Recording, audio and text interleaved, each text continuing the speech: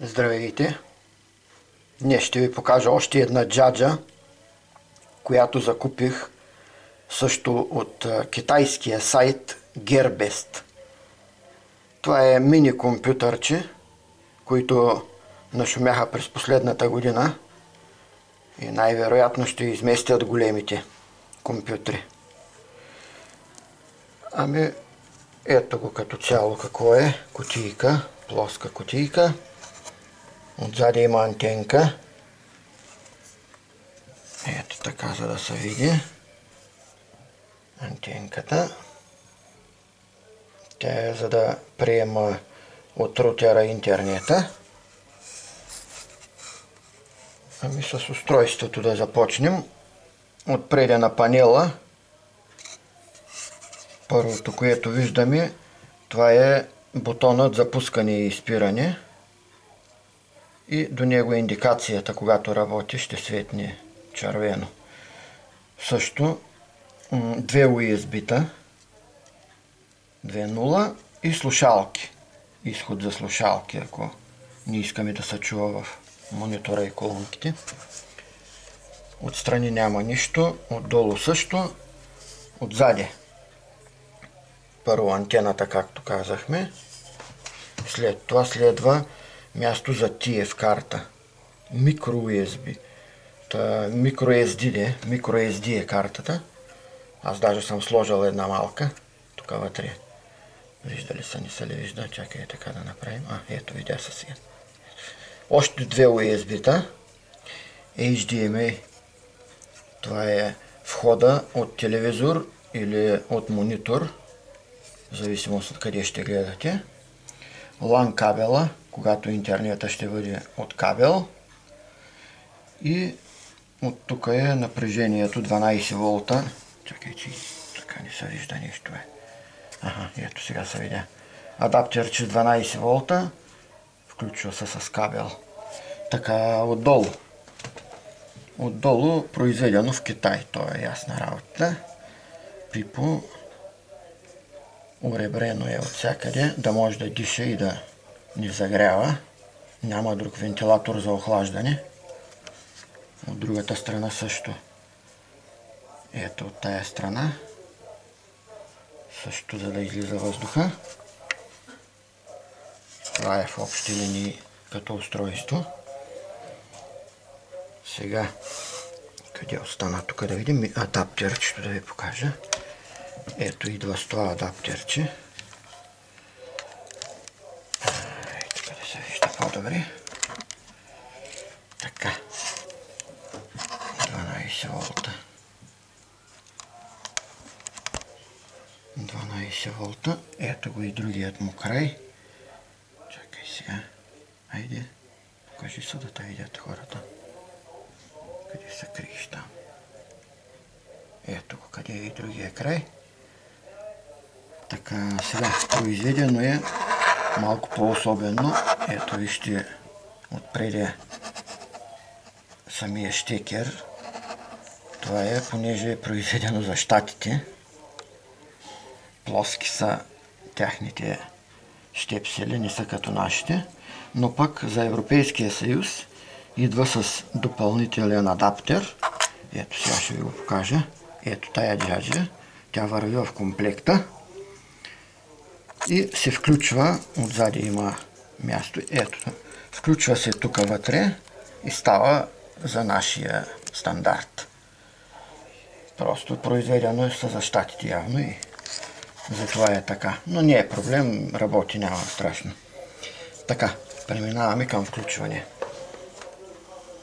Само да видим къде ще е най-удобно.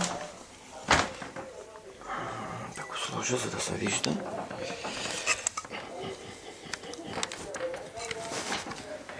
Сега така. Така би трябвало да е добре. Така. Сега отзади. Отзади това е LAN кабела. Той си отива ето тук. LAN кабела отива тук. След него това е USB мишката. Чакай ние да я мушнем. На тая страна ли беше така? Картата е сложена. HDMI. Елайте тук, бе. Чакай сега и него да го видим. Ето на тая страна, надолу гледа. Така. И остана адаптерчето. Моментче го оставих тук отсам. Адаптерчето и сега ще го мушнем и него. И го тук в края адаптерчето. Така. Ето го и него. Чакай сега да покажем по-така отблизо. Ето как се запълни. Антенката, картата, мишката и клавиатурата, HDMI, синьото е LAN кабела и накрая напрежението. Така. Оставяме да го наместя. Тук съм си поставил две крачета, понеже отдолу тампончетата ми се видяха много плитички, за да взема повече въздух. Така съм си поставил две тампончета. Така само да го оставя и след това ще продължим. Така, наместили са. Така, всичко е наместено. Отиваме адаптерчето. Адаптерчето отива в контакта. Тук малко не се вижда тъмничко, но иначе пък няма да се вижда телевизора. Така, дай сега и адаптерчето да наместим. Ето тук. Така. Всичко е включено. Така. Сега да включим и да го дадем на телевизора. Компютър. Къде ще ви? Тук долу. Ето го компютъра. Отиваме долу да видим индикацииката. Сега, като дадем, трябва да светне червеното. Да видим. Светна. Светна. Да видим горе какво ще стане сега. Изписа го тук. Но малко не се вижда нещо хубаво. Сега даде. Дава две възможности. Android и Windows. В момента съм избрал Windows, затова е в кръгче, което изберете. 10 секунди и се включва автоматично. Трябва да търси. Какво търси? Сега ще видим. Така. Ето начален екран.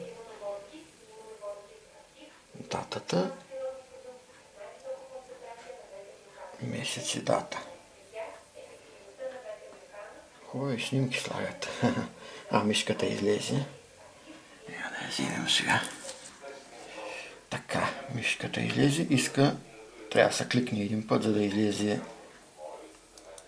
входа. Парола иска. Ще дадем като иска. Какво да правим? Няма как. Сега ще ме приеме ли? Би трябвало. Да. Така. Windows идва 8.1. Мобилния, но веднага те кара да изтеглиш десятката. При желание ли? Ето тук долу са иконките, които съм изкарал. Internet Explorer, другия Java браузър, камера и Windows Story има последното. Така, сега да видим, да ви покажа и основното меню. Излиза са долу. Чакай, така стои мирно. Тук най-долу се излиза старт меню, както на XP на седмица. Така, ето това е основното меню. Приложения като на Android наподобяват десятката, ама така е. Internet Explorer, Story, Office, Online, YouTube, радиотунери, какво ли не е времето. И така. Всичко е, това е вече работата си е отделна работа, интернета, ето го Explorer. Излиза, няма проблеми. Това е друго, няма какво. Тук може да си наредите иконките, както аз съм направил. Ето така. И това е сега. За да преминем към Android, да не го спирам, ще рестартирам. Отиваме долу в менюто. Ето го тук мишката. Кликваме. Излиза. Power. Няма шотдаун да даваме. Рестарт най-долу. Тръгва да изключва. Сега ще видим какво ще стане. Изключва и трябва да зареди наново.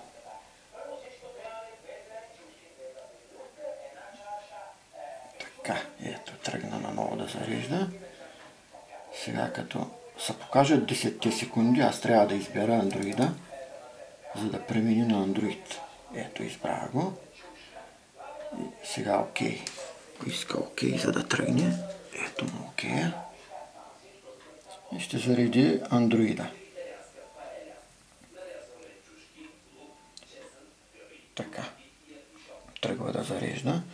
Да ви кажа, че процесора му е интелски. 3736, тъй говорят от по-новите. RAM паметта 2 гигабайта. Тръгна да зарежда. ROM 32 с място за TF карта да добавите още до 64 гигабайта. Ето Android зарежда в момента. Сега ще го видим и него. Иначе много икономична машинка. 12 волта. Не заема място, лека. Многото си много. Така, ето го Android, чакай по-далекичко. Това му е началния KitKat катинарчето. Сега за да отключим. Чакай да му кликнем на този катинарче. Айде бе, мишки. Чакай, че те изгубих.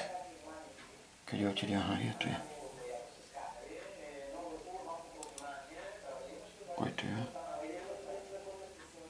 Димитров търсал, ма някой търсал, ама мене няма. Хайде, да видим който и тук. Предупреждава, че имам търсение, някой ме е търсал, ама кой ме е търсал, тъй не разбрах.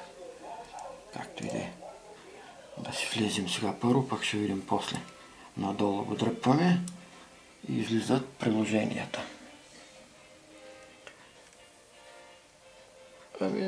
Пълноценен Google, Android. Skype, Facebook, коди, Speedtest, всичко, Chrome, друг браузър, Google търсачки, Philips има, OLX, тъй нататък тук. Телевизии, торенти има разни. Едно да кликнем да видим. Тук ще влезе сега. Окей, апгрейдва. Само веднъж. Айде да видим къде ще ме пратиш сега. Иска обновление. Не искаме обновление. Не искаме. Искаме да си влезем директно. Again, точно така, cancel.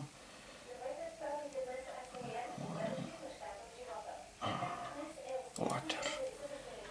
Колко телевизии. Руски всякакви. Толкова много, че то не може да... Както и да иде приложения. Излизаме 2 пъти. Google Chrome. Влизаме и в него. Ето си го, Google си. Тяхни, аз тук съм оставил на някакви телевизии. Както и да е. 100% защита. И така. Работата с Android е отделно нещо, тъй че друг път. За сега това е.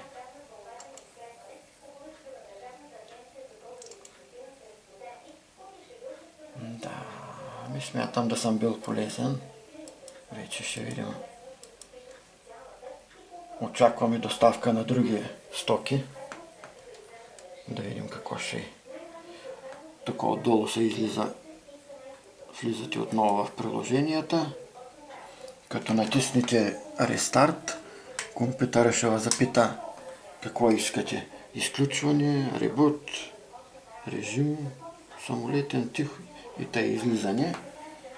Изключване или ребут. Аз ребут ще натисна, за да си вляза отново в Windows.